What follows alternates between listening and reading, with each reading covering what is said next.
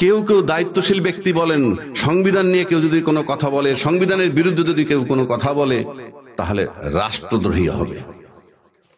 তাদের একটাই স্বপ্ন, নির্বাচন সামনে আসছে, নির্বাচনটা করে ক্ষমতায় যাবেন।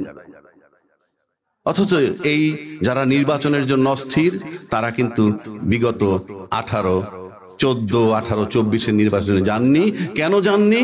যে লেভেল প্লেইং ফিল্ড নাই। লেভেল প্লেইং ফিল্ড নিশ্চিত করে কে?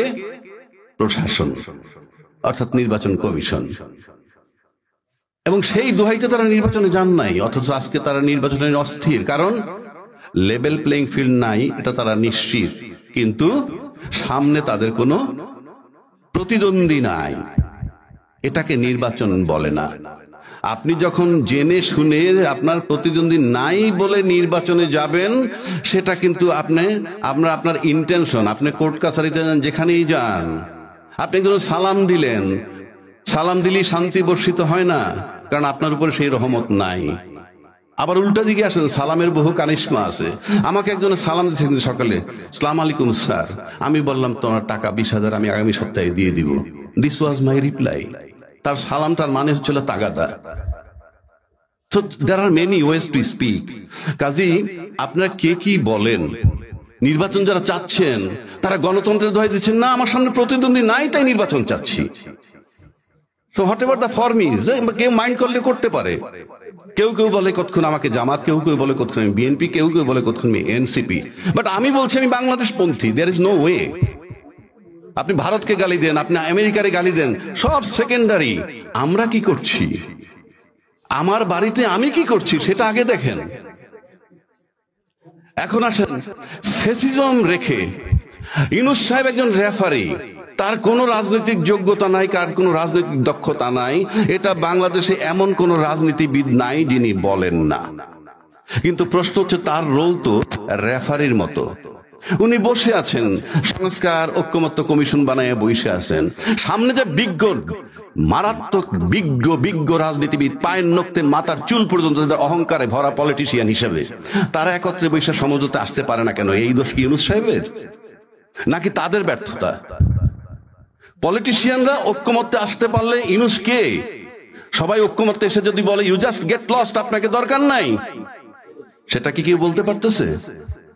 তাহলে আমরা কেন তাকে শুধু ব্লেম দেই? তার টাকা মওকুফ হয়েছে, সেটা নিয়ে আমার প্রশ্ন নাই। কেউ কেউ বলে এনসিপি শত কোটি টাকা কামাইছে। 12 মাসে যদি 100 কোটি কামায়, তাহলে 53 বছর রাজনীতিবিদরা কত কামাইছে? তার খতিয়ান কোথায়?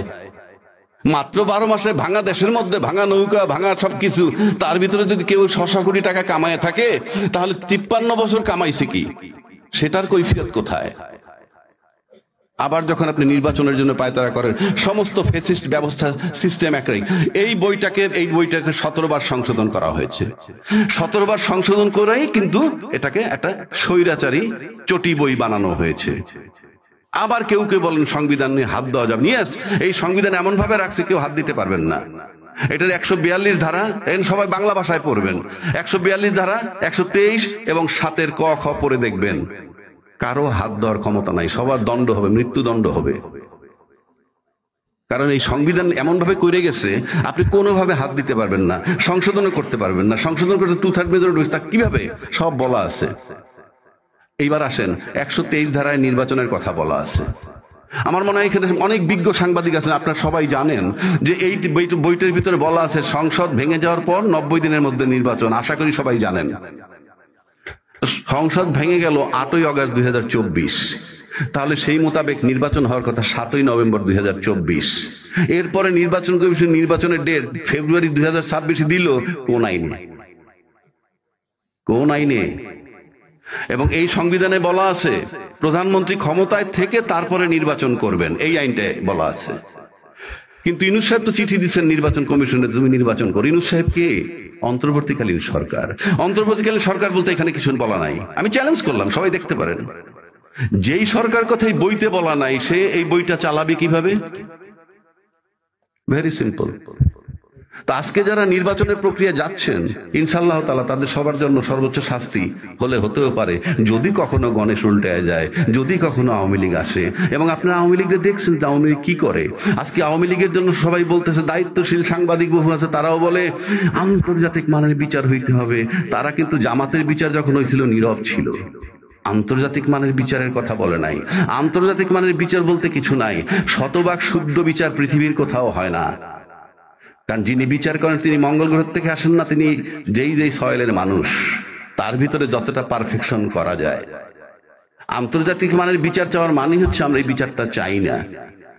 Very simple. আপনারা সবাই জানেন যে কিভাবে যুদ্ধ অপরাধীদের শাস্তি দিছিল, মৃত্যুদণ্ড দিছিল। শাহবাগ মোড়ে চিৎকার করার পরে আইনটাকে সংশোধন করে, ওই দিন সংশোধন করে পিছে এফেক্ট দিছে। সেই নজিরও বাংলাদেশে আছে। তো সেই ফ্যাসিজমের সমস্ত সিস্টেম ওই বইটা রয়ে গেছে। আর এই যে নির্বাচনটা দিতেছে নির্বাচন কমিশন, সে বেআইনি ভাবে দিচ্ছেন। তাকে নির্বাচন দিতে হবে অন্তর্বর্তীকালীন সরকারের অধীনে, অন্তর্বর্তী সংবিধান মোতাবেক নির্বাচন দিচ্ছেন উনি। কারণ ইউনূস সাহেব অন্তর্বর্তীকালীন সরকার। কেউ প্রশ্ন করেন তাহলে এই সংবিধানটা কোথায়? এই সংবিধানটা অলিখিত। ইউনূস সাহেব যা করতেছেন এইটাই সংবিধান। এবং যারা 5ই আগস্ট একটা জুলাই ঘোষণাপত্র করছেন, তাদেরকে আমি বলবো আপনারা সেটা সংশোধন করেন, পরিশুদ্ধ করেন। সেই সংশোধন ইউনূস সাহেবের মেয়াদ দিয়ে দেন যে 8ই আগস্ট 2024 থেকে 30 জুন 2026 পর্যন্ত তার মেয়াদ। এর ভিতরে উনি নতুন নির্বাচন কমিশন গঠন করবেন এবং নির্বাচন দিয়ে যাবেন। তাইলে বৈধতা পাবেন। আপনি লেখা রাখতে পারেন, কেউ বৈধতা পাবেন না। আপনার সংসদ পর্যন্ত যাওয়ার প্রক্রিয়া কি? আর এই সংস্কার নিয়ে যে কথা বলা হচ্ছে, বুলশিট, কিছুই হবে না। কেন হবে না? এটা অনুমোদন হবে কবে? আগামী সংসদ হওয়ার পর 2 বছরের মধ্যে। কন্যার সাথে দেখা নাই, বিয়ার শুক্রবার। আপনি কিভাবে করবেন? ওই পর্যন্ত যান, তারপরে কিন্তু 2 বছর টাইম পাবেন। আর আজকে যারা নোট অফ ডিসেন্ট দিয়ে যাচ্ছেন, তারাই যদি ক্ষমতায় যান, গিয়ে বলবেন আমরা তো নোট অফ ডিসেন্ট দিয়েই আসছি। আর আজকে যারা সংস্কার কমিশনে যাচ্ছে, বাংলাদেশে যদি তাদের অনেক 3টা দল ছাড়া বা 4টা দল ছাড়া বাকিদেরকে যদি 2 কোটি টাকা দিয়ে বলেন তুমি 20,000 লোক জড়ো করো, ইনশাআল্লাহ তাআলা 200 লোক আনতে পারবে না। দে আর রিপ্রেজেন্টিং বাংলাদেশ। এবং টোটাল যারা আপনার নির্বাচন কমিশন বা ঐকমত্য কমিশনে যায়, তারা কতজন? সর্বোচ্চ 40-45 জন। এরা মোট জনসংখ্যার আওয়ামী লীগও নাই, মোট জনসংখ্যার হার্ডলি 40% রিপ্রেজেন্ট করে। তো বাকি 60%-এর প্রতিনিধি কোথায়? You are nobody to change the nation or সংস্কার, এই মাত্রই কয়জন লোকে। সুতরাং এটা অন্তর্বর্তীকালীন সরকারের অধীনে অন্তর্বর্তীকালীন নির্বাচন কমিশন নির্বাচন করছেন, সেটার বৈধতা জুলাই ঘোষণাপত্রের মাধ্যমে দিবেন। আর একটা কথা বলি, এটা একটা রাষ্ট্র, এটা কোনো সমিতি বা ক্লাব না। যা আপনারা জানেন, এখানে অনেক সাংবাদিকও আছেন, অনেক আইনজীবী আছেন। আমার ডান পাশে একটা পার্টির প্রধান আছেন, একজন আইনজীবী। ওনারা জানেন যে স্কুল কমিটির যদি নিয়মের কোনো ব্যত্যয় ঘটে তাহলে রিট হয়।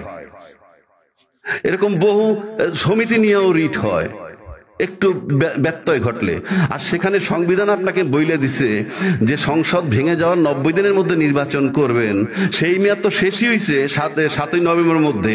ইন এডিশন যিনি এখন বর্তমান নির্বাচন কমিশন, ওনার নিয়োগই হয়েছে ওই মেয়াদ পার হওয়ার পর 21শে নভেম্বর 2024-এ। ওনার পরিণতি কিন্তু নুরুল হুদার মতো হবে ভবিষ্যতে। দেশটা কোনো সমিতি বা ক্লাব নয়, এটা একটা রাষ্ট্র, এটা তামাশা নয়।